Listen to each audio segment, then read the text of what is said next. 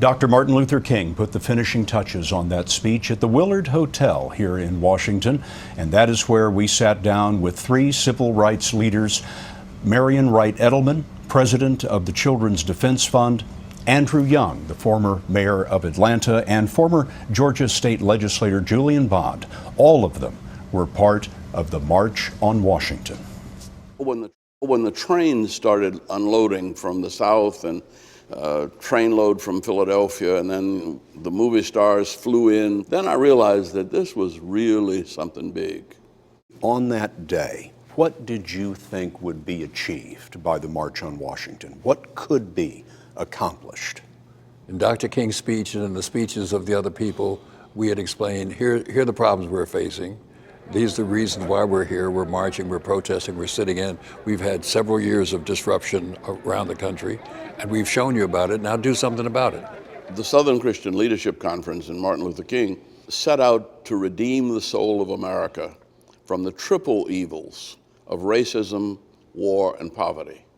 Now, I think we've made enormous progress on legal racism. We've made progress on war, but we have retrogressed on poverty. I am so worried about this country moving backwards. A child is dropping out of school every 8 seconds. If 60% of all of your children cannot read and compute at grade level, you are not going to be a strong, competitive nation. And we need to just see the growing gap between the poor and the rich, and wealth and income inequality at an unprecedented stage, but poor children are everywhere.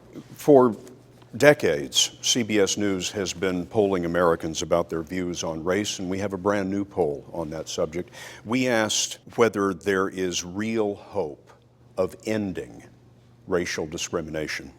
In this new poll, it's 52%, the very first time there's ever been a majority saying that racial discrimination in our country could end.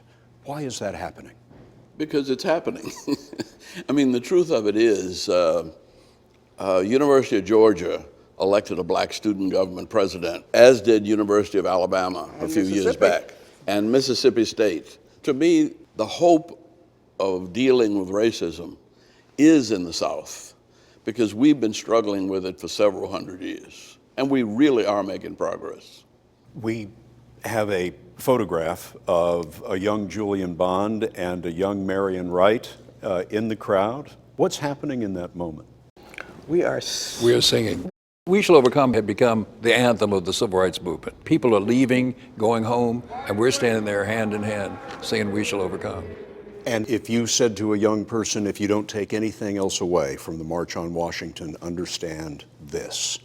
Understand that the struggle continues, and the future is in your hands, in your heart, in your mind.